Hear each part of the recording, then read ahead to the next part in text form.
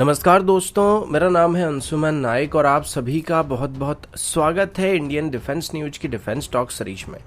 जहां पर हम रोज नए नए डिफेंस अपडेट्स के बारे में बात करते हैं। तो चलिए देर न करते हुए आज की वीडियो शुरू करते हैं।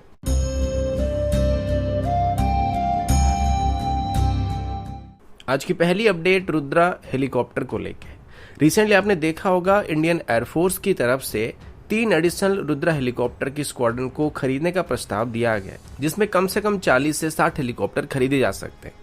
और इसे इस वजह से इंडक्ट किया जा रहा है क्योंकि चाइना के साथ हुई अभी तक के फेसअप के दौरान हाई एल्टीट्यूड रीजन में इसकी परफॉर्मेंस को काफी बेहतर पाया गया था। अब कुछ लोग रुद्र हेलीकॉप्टर की एडिशनल इंडक्शन को लेकर चिंता में पड़ गए और उनको लगता है कि शायद ये लाइट कॉम्बैट हेलीकॉप्टर की मार्केट शेयर को डाउन कर सकता है, या इस वजह से इंडियन एयरफोर्स में या इंडियन आर्मी में आगे चल के जितने भी लाइट कॉम्बैट हेलीकॉप्टर को इंडक्ट करने का प्लान किया गया था, उनकी जगह पर रुद्रा हेलीकॉप्टर को इंडक्ट करने की कोशिश की जा सकती है, जो कि आगे चल के एलसीएच की ऑर्डर को कम कर सकता है। अब देखा जाए तो एलसीएच एक प्रॉपर कॉम्बैट हेलीकॉप्टर है जो कि एरोडायनेमिकली कॉम्बैट डिजाइन के लिए बनाया गया है। साथ ही ये रुद्र हेलीकॉप्टर के मुकाबले ज्यादा वेपन्स को भी कैरी कर सकता है। हालांकि रुद्र और लाइट कॉम्बैट हेलीकॉप्टर दोनों में सेम टाइप की वेपन मौजूद रहने वाले, लेकिन क्वांटिटी के हिसाब में देखा जाए तो एलसीएच ज्यादा वेपन को कैरी कर पाएगा। अभी हाल ही में ही 15 लाइट कॉम्बैट हेलीकॉप्टर के लिए ऑर्डर को प्लेस किया गया था,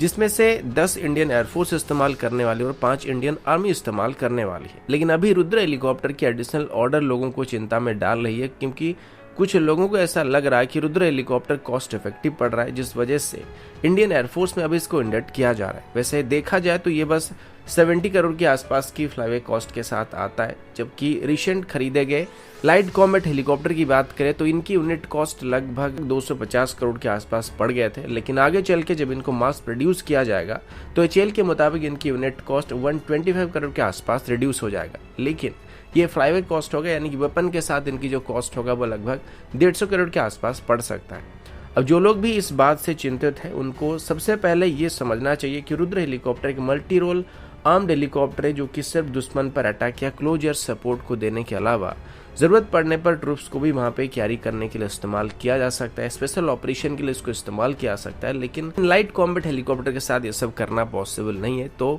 इंडियन एयरफोर्स या इंडियन आर्मी में जिन डेडिकेटेड अटैक हेलीकॉप्टर की जरूरत है उनको रुद्र हेलीकॉप्टर रिप्लेस नहीं कर सकता या उनकी जगह नहीं ले सकता है। लेकिन हाँ, अभी एक कॉस्ट इफेक्टिव सोल्यूशन के तौर पर इसको इंडक्ट करने की कोशिश जरूर किया जा सकता है, या जब तक लाइट कॉम्बैट हेलीकॉप्टर की मास प्रोडक्शन शुरू नहीं होता है तब तक इसका इस्तेमाल जरूर किया जा सकता है। अगला अपडेट साइबर सिक्योरिटी को लेकर है। अब जैसे जैसे हम टेक्नोलॉजी के ऊपर डिपेंडेंट होते जा रहे हैं वैसे वैसे साइबर सिक्योरिटी की अहमियत भी बढ़ता जा रहा है, क्योंकि अभी जमाना ऐसा हो गया है जहां पर अगर किसी देश के ऊपर साइबर अटैक किया जाता है तो उस देश के डिफेंस फोर्सेस को पूरी तरीके से मिसगाइड किया जा सकता है। और इसी वजह से साइबर सिक्योरिटी को भी देश की बाकी डिफेंस फोर्सेस की तरह मजबूत बनाने की कोशिश किया जाता है। अभी आईएनएस की तरफ से पब्लिश किए गए रिपोर्ट के मुताबिक हमारे इंटेलिजेंस डिपार्टमेंट की तरफ से अभी हमारी मिलिट्री के अंदर कुछ साइबर सिक्योरिटी ब्रीच होने की खबर दिया गया है, जो कि एक बहुत ही संगीन मामला हो सकता है और इसमें दुश्मन को हमारे मिलिट्री के टॉप सीक्रेट्स के बारे में पता चल सकता है। अब इसमें हमारे इंटेलिजेंस डिपार्टमेंट्स का कहना है कि शायद अभी हमारे मिलिट्री में कुछ ऑफिसर हैं जो कि हमारे दुश्मन देशों के साथ लिंक में मौजूद हैं और शायद हमारी मिलिट्री के अंदर रहकर कोई दुश्मन देशों को हमारी मिलिट्री की खुफिया जानकारी सप्लाई कर रहा है। अब इस सिलसिला तो सालों से चलता आ रहा है, जिसमें दुश्मन देश के अंदर रहकर भी अपने अपने देशों को जासूस खुफिया जानकारी देते रहते हैं, लेकिन इनको काउंटर करना हमारे देश के खुफिया डिपार्टमेंट्स का काम होता है, जो कि वो भी सालों से करते आ रहे हैं। अभी पता चला है कि जो भी जानकारी हमारे दुश्मन देशों को फॉरवर्ड करने की बात सामने आई है, इन सभी को मेनली व्हाट्सएप के माध्यम से फॉरवर्ड किया गया और अभी इसको लेके हाई लेवल की इन्वेस्टिगेशन भी शुरू करने का फैसला किया गया, जिसमें दोषी पाए गए ऑफिसर्स के ऊपर सख्त से सख्त कार्रवाई की जाएगी। इससे पहले भी एक बार ऐसा हादसा हो चुका था जिसमें ब्रह्मोस मिसाइल के डाटा को लीक करने की बात सामने आई थी और ब्रह्मोस एरोस्पेस के एक इंजीनियर को आईएसआई की तरफ से हनी ट्रैप करके ऐसा किया गया था और इस बार भी वैसा ही कुछ होने का डाउट किया जा रहा है। अगला अपडेट भारत और पाकिस्तान को लेकर, और अभी भारत और पाकिस्तान को लेकर कोई धमाकेदार खबर तो नहीं है, लेकिन कुछ सकारात्मक खबर जरूर होने वाली, क्योंकि आप सब जानते हैं कि पाकिस्तान में अभी गवर्नमेंट अचानक से बदल चुकी है और नई गवर्नमेंट के आने के बाद पाकिस्तान के नए प्राइम मिनिस्टर शहबाज शरीफ की तरफ से भारत के साथ बातचीत शुरू करने का विचार किया जा रहा है। ये सिलसिला शहबाज शरीफ के प्राइम मिनिस्टर बनने के ठीक बाद ही शुरू हुआ था, जब उनके पीएम बनने पर उनको हमारे पीएम नरेंद्र मोदी जी की तरफ से ट्विटर में विश किया गया था और उसके बाद उन्होंने उसी ट्वीट का जवाब देते हुए भारत और पाकिस्तान के बीच चल रही सभी मतभेदों को या मुद्दों को पीसफुली रिजॉल्व करने का प्रस्ताव दिया था। फिर 1 या 2 दिन पहले एक खबर सामने आता है जिसमें बताया गया था कि पाकिस्तान के पीएम की तरफ से अभी हमारे पीएम के पास एक ऑफिशियल लेटर को भी भेजा गया था, जो कि शायद 2019 के बाद पहली बार था जब पाकिस्तान की पीएम की तरफ से सीधे तौर पर इंडियन प्राइम मिनिस्टर को कोई लेटर दिया गया था और इस लेटर में भारत और पाकिस्तान के बीच चल रही सभी ऑनगोइंग कॉन्फ्लिक्ट को और मुद्दों को पीसफुली रिजॉल्व करने के बारे में कोशिश करने के लिए कहा गया था और इसका डिप्लोमेटिक सोल्यूशन को निकालने के लिए प्रपोजल दिया गया था। अभी तक भारत की तरफ से इसको ले कोई भी ऑफिशियल जवाब तो नहीं दिया गया, लेकिन बताया जा रहा है कि अभी दोनों देशों की तरफ से इसको लेके बैक चैनल डिप्लोमेसी चल रहा है और अभी कुछ ही दिनों के अंदर दोनों देशों के प्राइम मिनिस्टर्स के बीच एक ऑफिशियल मीटिंग को भी अरेंज करने के बारे में सोचा जा रहा है। उम्मीद है कि मीटिंग ताशकंद में आयोजित किया जाएगा, जो कि एससीओ समिट के अवसर पर इस मीटिंग को अरेंज किया जा सकता है, क्योंकि इसमें शामिल होने के लिए बहुत हमारे प्राइम मिनिस्टर और पाकिस्तान के प्राइम मिनिस्टर जाने वाले हैं और इन दोनों के बीच 17 जुलाई को एक ऑफिशियल मीटिंग को अरेंज करने की बात की जा रही है, लेकिन अभी तक ऑफिशियल इसके बारे में दोनों देशों की तरफ से कोई भी रिटन इन्फॉर्मेशन को पब्लिक नहीं किया गया। अगला अपडेट ब्रह्मोस मिसाइल को लेकर और अभी इंडियन एयरफोर्स की तरफ से किए गए ऑफिशियल ट्वीट के मुताबिक एक बार फिर से भारत की तरफ से ब्रह्मोस मिसाइल का एक सफल परीक्षण किया गया। अब इस बार भारत की तरफ से ब्रह्मोस की एयर लॉन्च वेरिएंट का टेस्ट किया गया। इस टेस्ट के बारे में अभी तक ऑफिशियल प्रेस रिलीज को इशू नहीं किया गया, लेकिन ट्वीट में मेंशन किए गए कुछ रिपोर्ट के मुताबिक इसे हमारे ईस्टर्न सीबोर्ड में कंडक्ट किया गया था और इसमें टारगेट के तौर पर एक रियल शिप को रखा गया था। अब जाहिर सी बात है कि ब्रह्मोस मिसाइल को फायर करने के लिए SU-30 MK का इस्तेमाल किया गया होगा,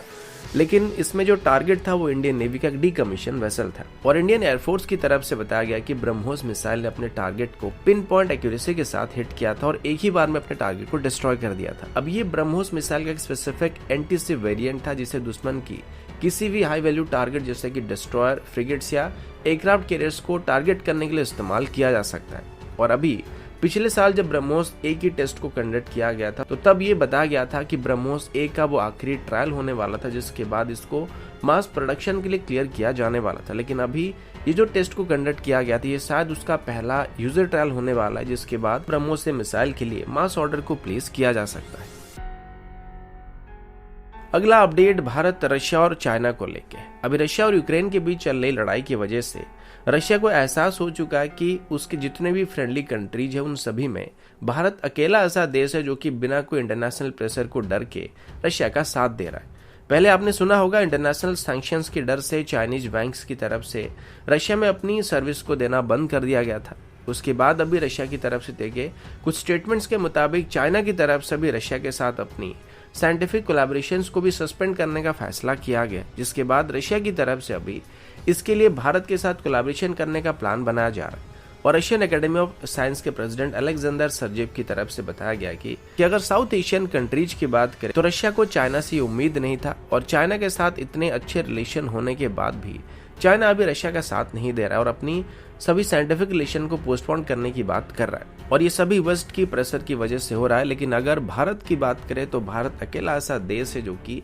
हर कीमत पर रशिया का साथ दे रहा है और रशिया को यह भी पता है कि अभी भारत को भी रशिया का साथ ना देने के लिए वेस्टर्न कंट्रीज की तरफ से कितना प्रेशर डाला जा रहा है, लेकिन भारत फिर भी टस से मस नहीं हो रहा है। अपनी जगह पर भारत बिल्कुल सही भी है और इसी बात पर रशिया की तरफ से चाइना को दिखाते हुए भारत को एक सकारात्मक उदाहरण के तौर पर बताया गया था। तो कहीं ना कहीं यूक्रेन और रशिया के बीच चल रही लड़ाई की वजह से भारत और रशिया एक दूसरे के करीब आते जा रहे हैं, जबकि चाइना और रशिया के रिलेशन में यहाँ पे दूरी बढ़ती जा रही है। इसके अलावा रशिया की तरफ से भी रॉ मटेरियल्स को भी और फूड सप्लाईज को भी भारत से इंपोर्ट करने का फैसला किया जा रहा है, क्योंकि लड़ाई की वजह से अभी रशिया में इन सब चीजों की कमी दिखाई पड़ने लगा है, जिस वजह से रशिया यहाँ पर भारत से इन सभी सिस्टम को इंपोर्ट करने के बारे में विचार कर रहा है। तो दोस्तों अभी के लिए इतना ही, मिलता हूँ आपसे अगले वीडियो में, तब तक के लिए जय हिंद, वंदे मातरम।